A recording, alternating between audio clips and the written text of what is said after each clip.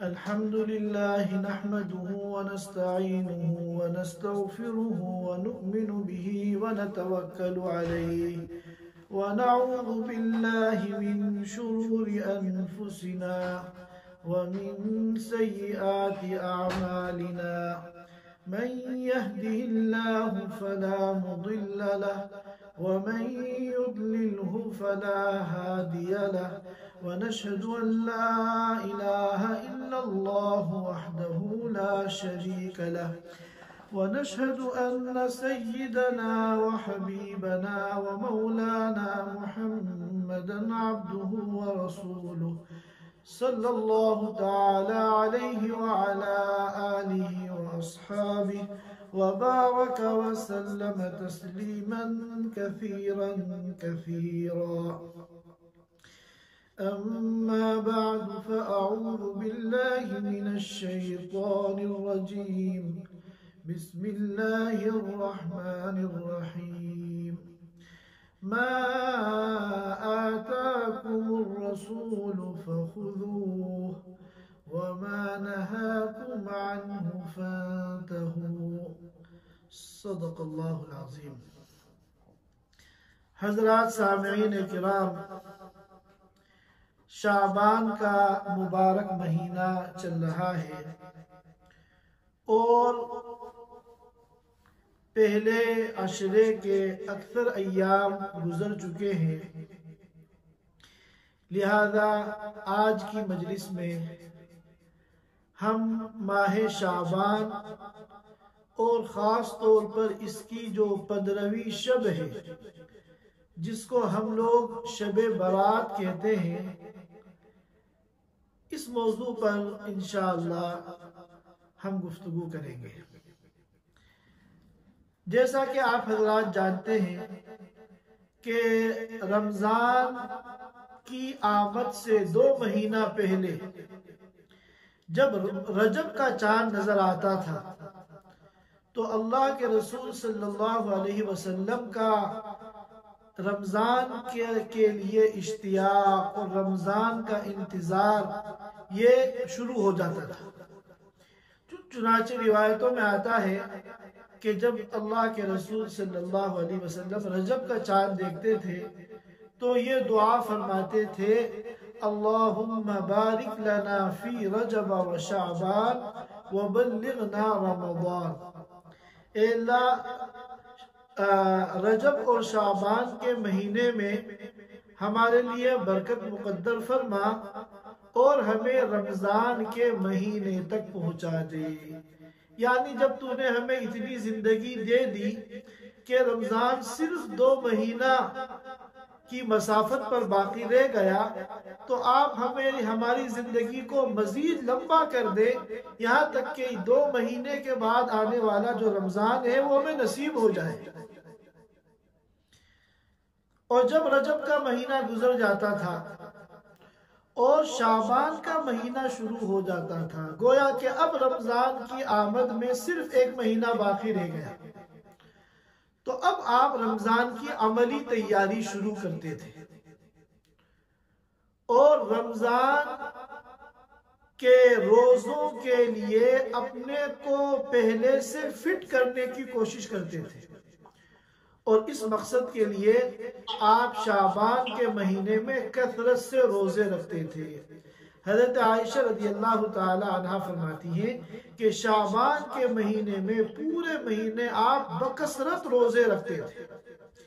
علامہ ابن رجب حنبلی رحمۃ اللہ علیہ نے فرمایا کہ شعبان کے مہینے میں بکثرت روزہ رکھنے کا جو مقصد تھا وہ رمضان کے روزوں کی تمرین، رمضان کے روزوں کے لیے پہلے سے پریکٹس فرما رہے ہیں. اور بعض روایتوں سے معلوم ہوتا ہے کہ جب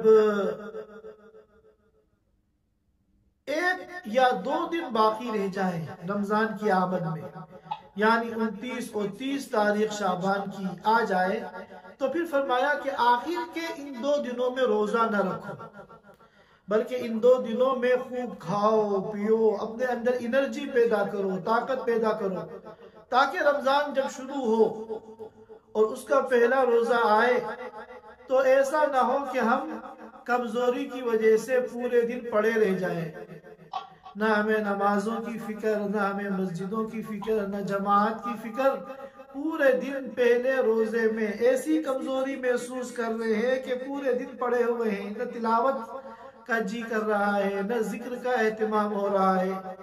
تو فرمایا کہ 29 اور 30 یہ آخری دنوں میں روزہ نہ رکھو، بلکہ کھاؤ اور پیو، تاکہ جب پہلا روزہ آئے تو تمہارے جسم کے اندر طاقت ہو، انرجی ہو، اور ایک بشاشت کے ساتھ تم رمضان کا استقبال کرو، اور رمضان کی اوپننگ بشاشت کے ساتھ کرو۔ اسی طرح ایک روایت میں آتا ہے، حضرت اسامہ رضی اللہ تعالی عنہ نے اللہ کے رسول صلی اللہ علیہ وسلم سے پوچھا کہ آپ شعبان کے مہینے میں کثرت سے روزے کیوں رکھتے ہیں؟ تو آپ صلی اللہ علیہ وسلم نے فرمایا کہ شعبان کا مہینہ یہ ایسا مہینہ ہے جس کے سلسلے میں لوگ غفلت میں ہیں، لوگوں کو اس مہینے کی اہمیت کا، اس مہینے کی خصوصیت کا کوئی اندازہ ہی نہیں ہے۔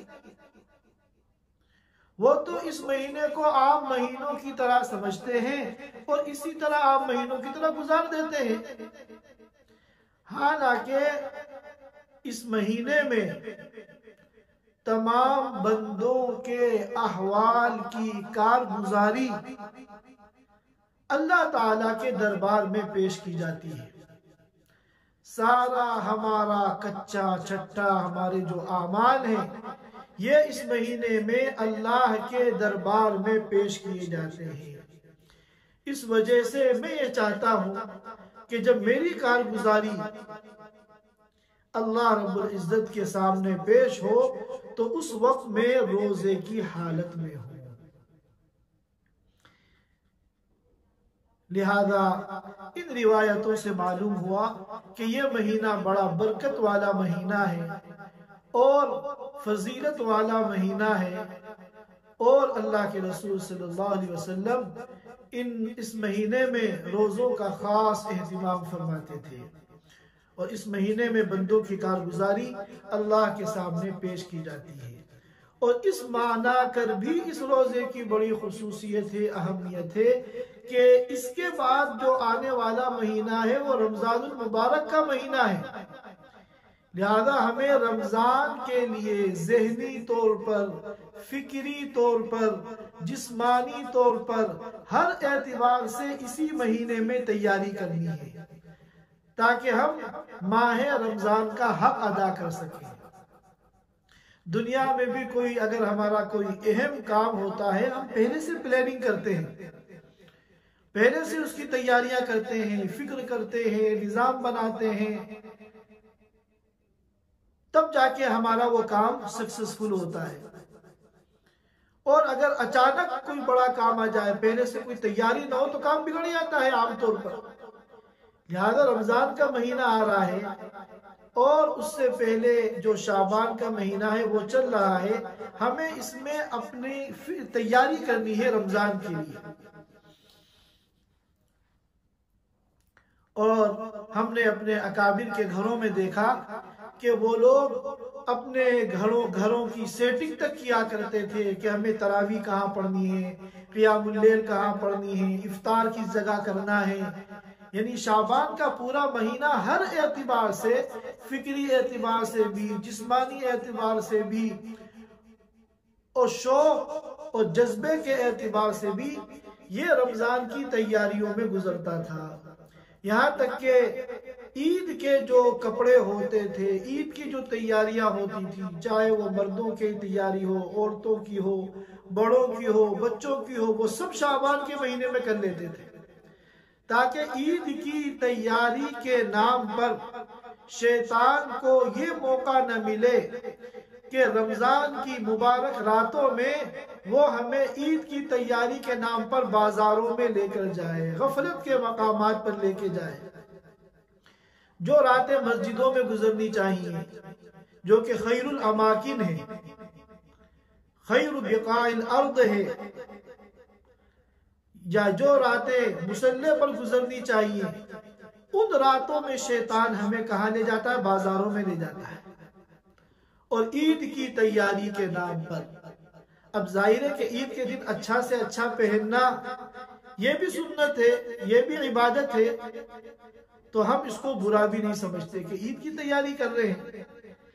تو ہم نے اپنے اکابر کے یہاں اس کا اہتمام دیکھا کہ وہ عید کی تیاری مکمل A to Z شعبان کے مہینے میں کر لیتے تاکہ پھر رمضان کی مبارک راتیں بازاروں کے اندر ضائع نہ ہو۔ تو معلوم ہوا کہ یہ جو شعبان کا مہینہ ہے یہ کوئی عام مہینہ نہیں ہے، ہماری شریعت میں اس کی خصوصیت ہے، فضیلت ہے، اور اس مہینے میں ہماری بڑی ذمہ داریاں ہیں۔ ہم اپنے کو جسمانی اعتبار سے بھی فٹ کریں، ہمارے اندر کوئی جسمانی بیماری ہو ہم اس کا علاج کرائیں، پرہیز کریں، اپنے کو رمضان آنے سے پہلے جسمانی اعتبار سے بھی فٹ کریں، ہم اپنے گھروں کی بھی سیٹنگ اور ترتیب رمضان کے اعتبار سے کریں۔ ہم اگر رمضان میں اپنی ڈیوٹی یا دوسرے کاموں میں تخفیف کر سکتے ہیں تاکہ زیادہ سے زیادہ وقت ہم اللہ کی عبادت میں گزار سکیں تو اس کی ابھی سے فکر کریں۔ یہ مہینہ رمضان کی تیاری کے لیے ہمیں دیا گیا ہے تاکہ جب رمضان آئے تو پہلے سے چونکہ ہم نے پلاننگ کر رکھی ہے، ہم زیادہ سے زیادہ رمضان کو وصول کر سکیں، رمضان کی قدردانی کر سکیں، اور اللہ کی مرضی کے مطابق ہم رمضان گزار سکیں۔ اور یہ تو خصوصیت اس مہینے کی پورے مہینے کے اعتبار سے ہے۔ اور اس مہینے کی جو 15 تاریخ ہے، اور 15 تاریخ یعنی 15 شعبان، اور اس سے پہلی جو رات ہے جو 15ویں شب ہے جسے ہم شب برات کہتے ہیں، عام سادہ زبان میں ہم شب برات کہتے ہیں، ورنہ صحیح جو لفظ ہے براءت، شب براءت، اسی لیے عربی میں کہتے ہیں لیلۃ البراءہ، ہم اردو میں اور عام تلفظ میں شب برات اس کو کہتے ہیں۔ ہمیں اس کو بھی سمجھنا ہے کہ شب برات کی کیا خصوصیت ہے، کیا اہمیت ہے، اور کیا اس میں ہمیں کرنا چاہیے اور کیا اس میں نہیں کرنا چاہیے۔ چنانچہ ایک حدیث میں آتا ہے کہ اللہ کے رسول صلی اللہ علیہ وسلم نے فرمایا کہ شب برات میں یعنی 15ویں شعبان کی رات میں اللہ تعالیٰ بڑی تعداد میں اہل ایمان کی مغفرت فرماتے ہیں۔ یہ جو لیلۃ البراءہ ہے، یہ شب براءت ہے، یہ نام اس رات کے لیے قرآن و حدیث میں نہیں آیا۔ جیسے بعض مبارک راتیں سال کی ایسی ہیں جن کے مخصوص نام ہیں اور وہ نام قرآن و حدیث میں آئے ہیں، جیسے شب قدر کا نام لیلۃ القدر قرآن میں آیا ہے، اِنَّا أَنزَلْنَاهُ فِي لَيْلَةِ الْقَدْرِ۔ اسی طرح جو عید الفطر کی رات ہے جس کو ہم لوگ چاند رات کہتے ہیں، اس کا نام حدیث میں لیلۃ الجائزہ آیا ہے، یہ انعام کی رات ہے۔ تو جس طرح یہ نام لیلۃ الجائزہ، لیلۃ القدر قرآن و حدیث میں آئے ہیں، اس طرح یہ لیلۃ البراءہ اس رات کے لیے نام یہ کوئی قرآن و حدیث میں نہیں آیا، یہ تو بعد میں آنے والے مسلمانوں نے اپنی طرف سے اس رات کا یہ نام رکھ دیا، اور پھر یہ نام اس طرح چل پڑا کہ ساری دنیا شعبان کی جو 15ویں شب ہوتی ہے، 15ویں رات ہوتی ہے، اس کو شب برات کہتی ہے۔ ہمارے اس سال کے کیلنڈر کے اعتبار سے 24 فروری کا دن گزارنے کے بعد جو رات آئے گی یہ شب برات ہے، اور پھر اس رات کے بعد جو 25 شعبان ہے یہ 25 فروری ہے، یہ 15 شعبان ہے غالباً، بلکہ یقیناً 24 فروری میں سیٹرڈے ہے، تو سیٹرڈے گزارنے کے بعد جو رات آ رہی ہے یہ رات 15ویں شب ہے، شب برات ہے۔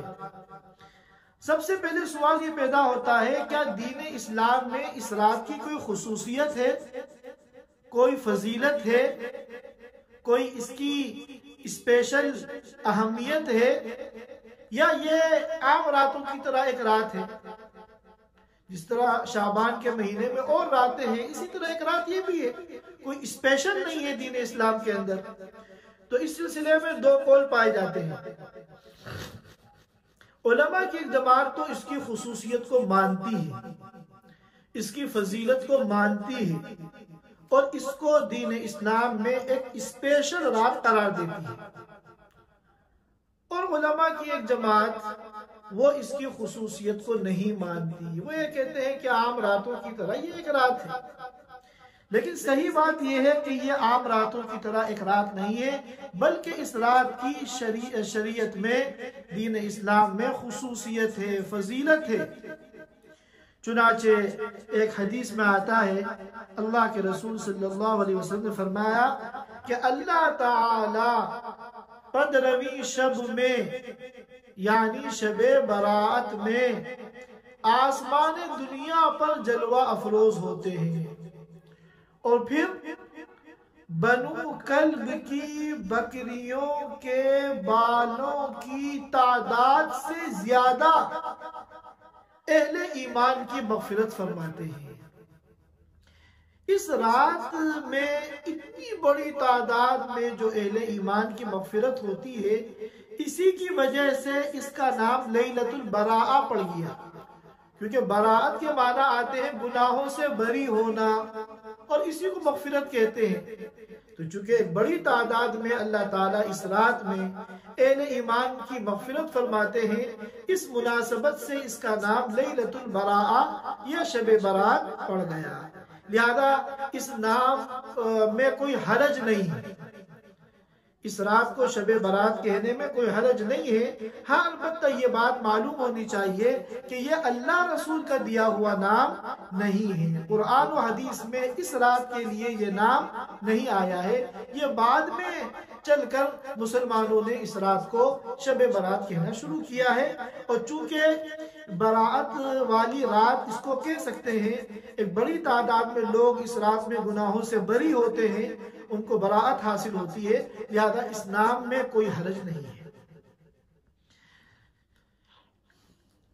تو میں نے یہ عرض کیا تھا کہ بعض لوگ اس کی فضیلت کا انکار کرتے ہیں، اور بعض لوگ اس کی فضیلت کو مانتے ہیں کہ یہ خصوصیت ہے اس رات کی، برکت والی، فضیلت والی رات ہے۔ یہی قول راجح ہے، کیونکہ بعض علماء نے جب تحقیق کی تو 15 سے زیادہ صحابہ کرام سے اس رات کی فضیلت منقول ہے۔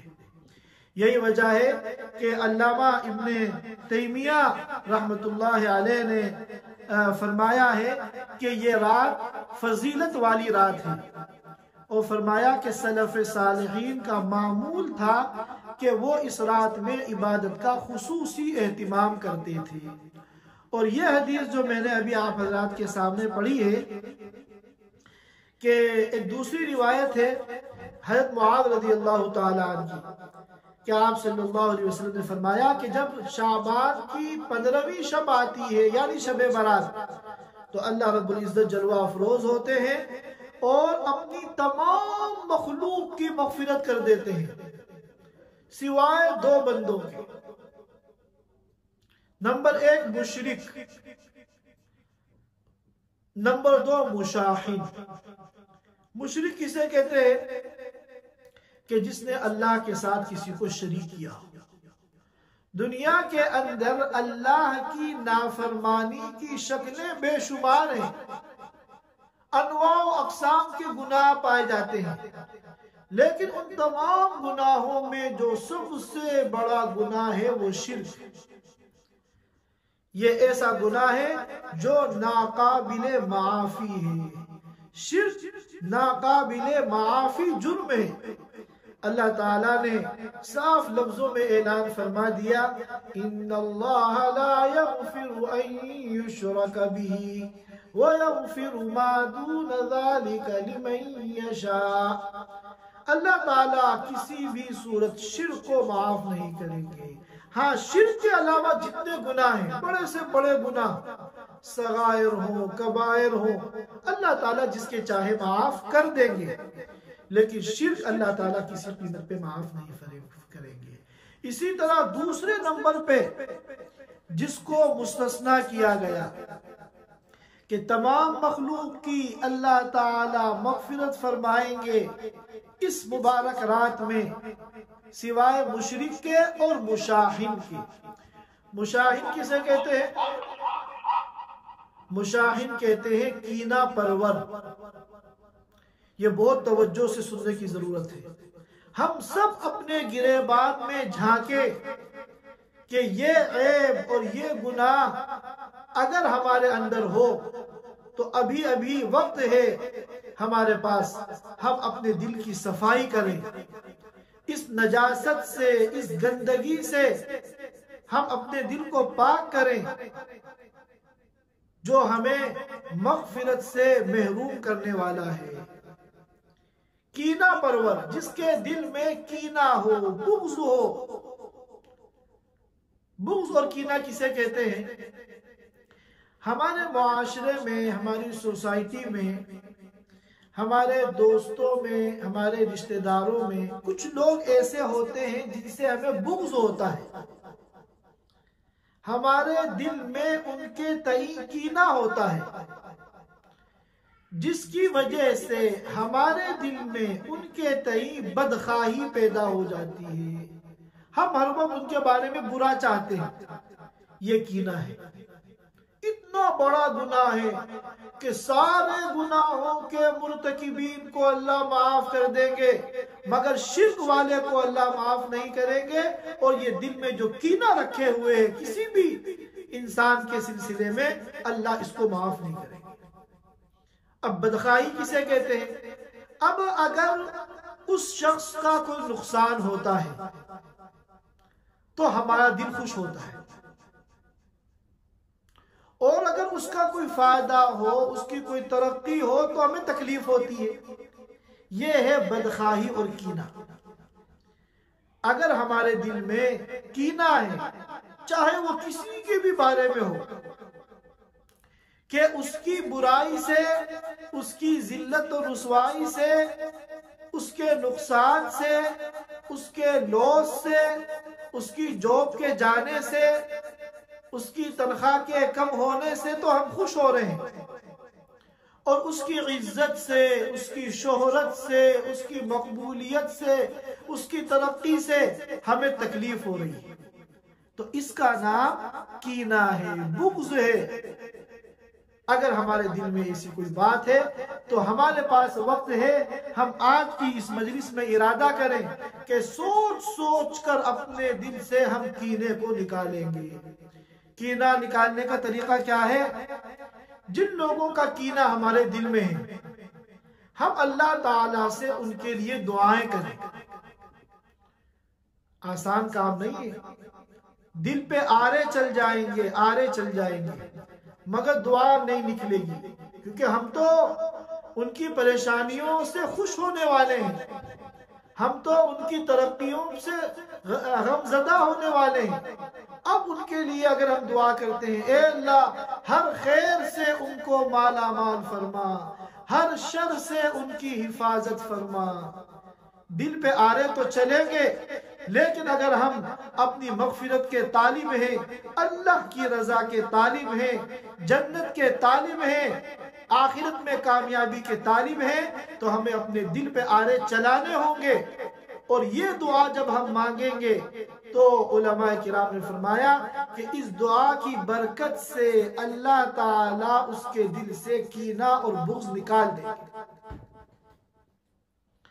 تو رمضان کی تیاریوں میں ایک یہ بھی بڑی تیاری ہے کہ رمضان کے آنے سے پہلے اپنے دل کو پاک کر لیں، صاف کر لیں، ساری کدورت، ساری دشمنیاں اور ساری بدخواہی اپنے دلوں سے نکال کر اپنے دل کو پاک و صاف کر لیں۔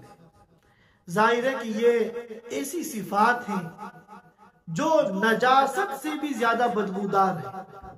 تو جب ہمارے دل میں بغض بھرا ہوا ہوگا، عداوت و دشمنی بھری ہوئی ہوگی، لوگوں کی بدخواہی ہمارے دل میں ہوگی، تو اس نجاست کے ہوتے ہوئے کیا ہمارے دل میں اللہ کی محبت آ سکتی ہے؟ اللہ کے رسول کی محبت آ سکتی ہے؟ اللہ کے کلام کی محبت آ سکتی ہے؟ ہرگز نہیں آ سکتی۔ پاکی اور ناپاکی یہ دونوں جمع نہیں ہو سکتے۔ لہذا ہم سب لوگ ارادہ کریں کہ ہم اللہ تعالیٰ کے سامنے توبہ کریں گے، استغفار کریں گے، اللہ سے مدد مانگیں گے، اے اللہ میرے دل کو پاک کر دے ہر قسم کی نجاست سے، ہر قسم کے بغض سے اور ہر قسم کے حسد سے۔ اس حدیث کو روایت کیا ہے علامہ طبرانی نے کہ تمام مخلوقات کی اللہ اس رات میں مغفرت کریں گے سوائے مشرک کے اور مشاہد کے۔ نمبر 1 جس نے اللہ کے ساتھ شریک کیا، نمبر 2 جس کے دل میں کینہ اور بغض ہے۔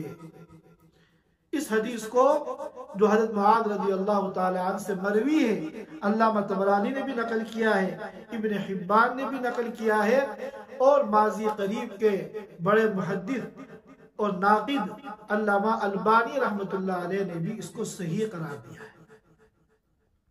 لہذا یہ کہنا کہ اس رات کی دین اسلام میں کوئی خصوصیت نہیں ہے، یہ قول صحیح نہیں ہے، یہ قول غلط ہے۔ لیکن ہمیں اس رات میں کرنا کیا ہے؟ یہ رات عبادت والی رات ہے، یہ رات برکت والی رات ہے، لیکن اللہ تعالی ہم سے یہ چاہتے ہیں کہ ہم اس رات میں اللہ کے سامنے تنہائی میں آئیں۔ اس رات میں کوئی اجتماعی عمل نہیں ہے، بلکہ یہ رات جو ہے انفرادی عبادت کی رات ہے۔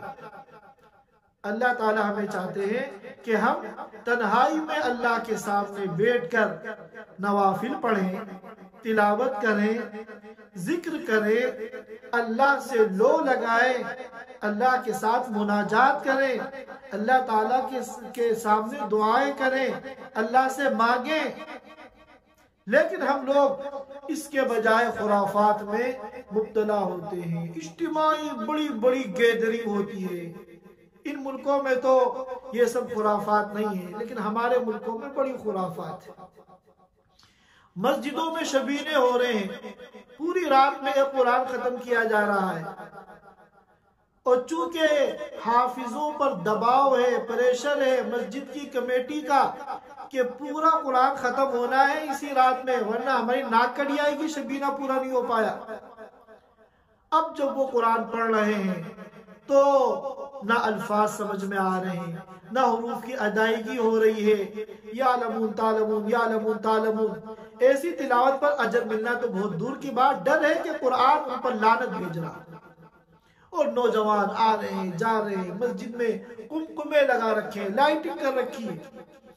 اسی طرح قبرستان جاتے ہیں، قبرستان جانے کی کیا حیثیت ہے شریعت میں، وہ میں ابھی آپ کو بعد میں بتاؤں گا۔ اب قبرستان میں بھی چراغاں ہو رہا ہے، وہاں بھی راستے میں لائٹنگ ہو رہی ہے، اور لوگ ٹولیاں بنا بنا کر جا رہے ہیں، آ رہے ہیں، ایک گروپ جا رہا ہے، دوسرا گروپ آ رہا ہے، راستے میں میلہ اور ٹھیلا لگا رکھا ہے، حلوے اور پوریاں بن رہی ہیں، ایک طوفان بدتمیزی مچا رکھا ہے۔ اب آپ سوچئے، اللہ تو ہمیں تنہائی میں بلا رہے ہیں، اور ہم یہ کیا حرکتیں کر رہے ہیں؟ اگر کوئی بادشاہ کسی کو تنہائی میں بلائے اور یہ کہے کہ تم کسی وقت تنہائی میں اکیلے میرے پاس آنا، مجھے تم سے کچھ راز کی باتیں کرنی، یہ کتنی بڑی بات ہے، کتنی خصوصی بات ہے، کتنی بڑی آفر ہے اس بادشاہ کے لیے کہ ایک سمجھدار آدمی جو ہے اس کو کتنی اہمیت دے گا کہ مجھے تنہائی میں اکیلے بلایا ہے۔ اب اگر کوئی بیوقوف، نادان، ناسمجھ بجائے بادشاہ کے پاس تنہا اکیلے جانے کے وہ بہت بڑے قافلے کے ساتھ ڈھول باجا کرتے ہوئے وہاں پہنچے، تو ساری دنیا کہے گی اس سے بڑا بیوقوف دنیا میں کوئی نہیں۔ اللہ تعالیٰ تو اس رات میں ہمیں اکیلے بلا رہے ہیں، تنہائی میں بلا رہے ہیں، کوئی اجتماعی عمل نہیں ہے، اور ہم نے وہ میلے اور ٹھیلے لگا رکھے ہیں، اور وہ ہم نے جو ہے طوفان بدتمیزی برپا کر رکھا ہے کہ الامان الحفیظ۔ میں 15-20 سال پرانی بات ہو گئی تقریباً، میں 14 شعبان میں سفر کر رہا تھا مغربی یوپی کے ایک علاقے میں، تو بس میں تھا، میں تقریباً 20 سال پرانی بات ہے، تو میرٹھ شہر میں بس داخل ہوئی تو میں نے دیکھا جگہ جگہ پولیس والوں نے بلیاں لگا کر راستے بند کر رکھے ہیں، راستے جگہ جگہ بند کر رکھے ہیں۔ میں سمجھا شاید کوئی سیاسی جلسہ ہوگا، کوئی نیتا آنے والے ہوں گے، ان کی وجہ سے یہ سب تیاریاں ہو رہی ہیں۔ تو میرے برابر میں ایک ہندو بیٹھا ہوا تھا غیر مسلم، میں نے اس سے پوچھا کہ یہ سب کیا ہو رہا ہے، یہ سب بلیاں لگا کے پولیس والوں نے یہ راستے کیوں بند کر رکھے ہیں؟ تو وہ مجھے گھورنے لگا، کہنے لگا آپ کو نہیں پتا کہ آج شبرات کا تہوار ہے؟ تو میں نے ذہن پہ زور دیا کہ اوہو آج تو شب برات، مغرب بعد شروع ہونے والی ہے۔ تو مسلمانوں نے ایسی خرافات کی کہ غیر بھی اس کو تہوار سمجھ رہے ہیں، اتنا میلہ اور ٹھیلا لگایا جاتا ہے۔ اسی لیے علامہ اقبال مرحوم نے کہا تھا، وہ بالکل صحیح کہا تھا، حقیقت روایات میں کھو گئی، حقیقت روایات میں کھو گئی، یہ امت خرافات میں کھو گئی۔ تو بہرحال یہ رات جو 24 فروری اور 25 فروری کے درمیان کی رات ہے، یہ شب برات ہے اور اس کی خصوصی فضیلت ہے۔ بڑی تعداد میں اللہ تعالیٰ اس میں اہل ایمان کے مغفرت فرماتے ہیں، اور علامہ ابن تیمیہ رحمۃ اللہ علیہ فرماتے ہیں کہ سلف صالحین کا معمول ہے کہ وہ اس رات میں عبادت کا اہتمام کرتے ہیں، لہذا کوئی اجتماعی عمل نہیں ہے۔ جتنا اللہ ہمیں توفیق دے اس رات میں ہم اپنے کمرے میں جان مال بچھا کر اللہ تعالیٰ کی عبادت کریں، اللہ سے لو لگائیں۔ اور یہ جو ہوتا ہے قبرستان میں چراغاں اور قبرستان میں جانا، یہ بھی ایک ایسی بدعت ہے جس کی کوئی اصل نہیں ہے۔ اللہ کے رسول صلی اللہ علیہ وسلم ایک مرتبہ اس رات میں بقیع الغرقد جو مدینہ پاک کا قبرستان ہے وہاں تشریف لے گئے تھے۔ آپ کس طرح تشریف لے گئے تھے اس کو دھیان سے سنیے۔ حضرت عائشہ رضی اللہ تعالی عنہ ام المؤمنین فرماتی ہیں کہ رات میں میری آنکھ کھلی تو آپ بستر پہ نہیں تھے۔ جب کافی دیر تک آپ نہیں آئے تو مجھے تشویش ہوئی کہ آپ کہاں چلے گئے، کیونکہ آپ تو تہجد نہیں پڑھتے تھے۔ تو میں آپ کو تلاش کرتی کرتی باہر نکلی تو دیکھا آپ بقیع الغرقد کی طرف سے، جس کو عوام الناس جنت البقیع کہتے ہیں، وہاں سے آپ تشریف لا رہے تھے۔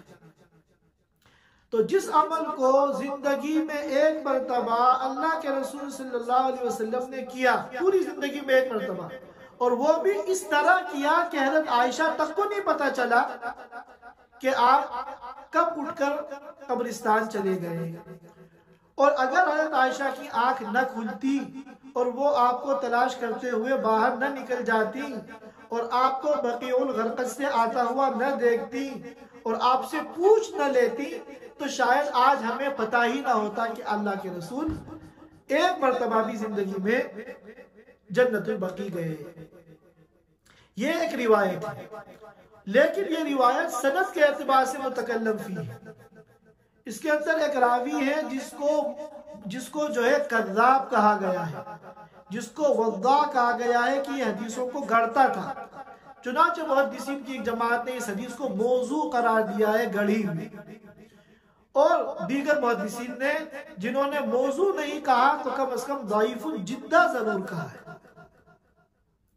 تو اب آپ اندازہ لگائیے، اب اگر بالفرض اس حدیث کو ہم مان لیں تھوڑی دیر کے لیے، تب بھی یہ اللہ کے رسول کی خصوصیت تھی، کیونکہ اگر یہ عمل امت کے لیے ہوتا تو حضور صحابہ کو بتاتے، اور صحابہ کرام بھی آپ کے ساتھ جنت البقیع جاتے۔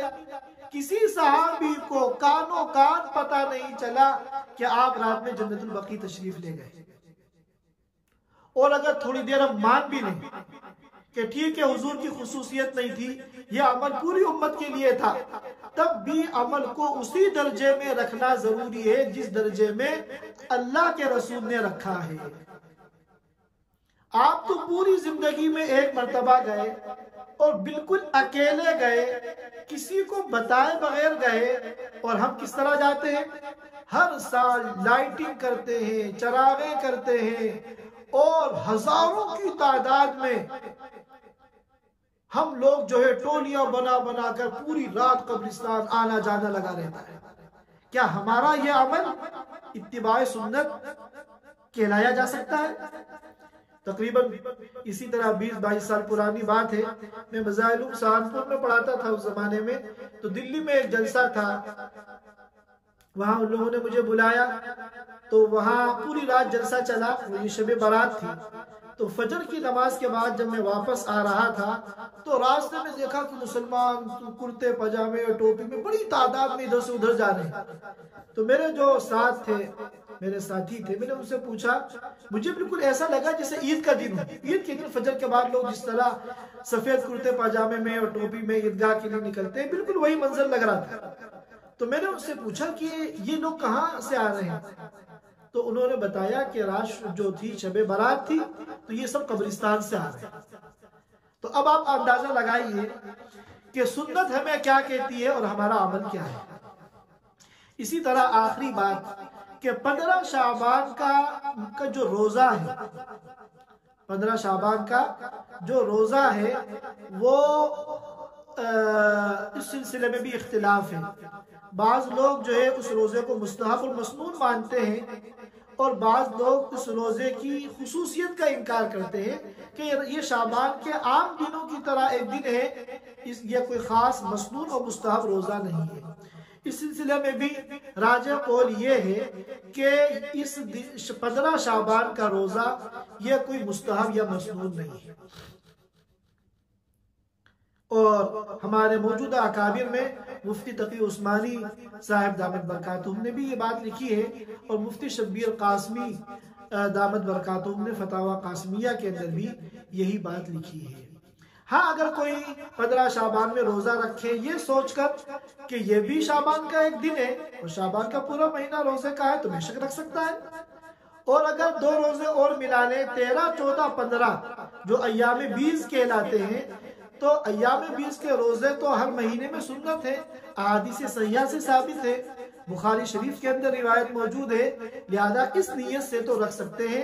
لیکن 15 شعبان کے روزے کو مسنون سمجھنا یہ قول جو ہے صحیح نہیں ہے۔ اس کے بارے میں بھی ہمارے یہاں ایسی کوتاہی پائی جاتی ہے۔ بعض لوگوں کے بارے میں سنا ہے کہ رمضان کے روزے نہیں رکھتے جو فرض روزے ہیں، لیکن شعبان کا روزہ وہ نہیں چھوڑتے۔ ایسا لگتا ہے کہ اتنا لازم سمجھتے ہیں 15 شعبان کے روزے کو کہ اگر ہم نے 15 شعبان کا روزہ نہیں رکھا تو لگتا ہے جیسے وہ کافر ہو جائے گا۔ تو یہ چند باتیں تھیں جو اس مہینے کے بارے میں اور اس کی 15 تاریخ، 15 شعبان اور 15ویں شب جسے شب برات کہتے ہیں، ان کے متعلق عرض کرنی تھی۔ قرآن و حدیث کی روشنی میں اللہ تعالی ہم سب کو دین کو سیکھنے کی، دین کو سمجھنے کی اور اللہ اس کے رسول کی مرضی کے مطابق دین پر چلنے کی توفیق عطا فرمائے۔ ہر قسم کی کوتاہیوں سے، ہر قسم کی جہالت سے اللہ تعالی ہم سب کو محفوظ فرمائے۔ وآخر دعوانا الحمدللہ رب العالمین۔ Thanks for watching. Don't forget to like, comment, share and subscribe to Al Wahid channel.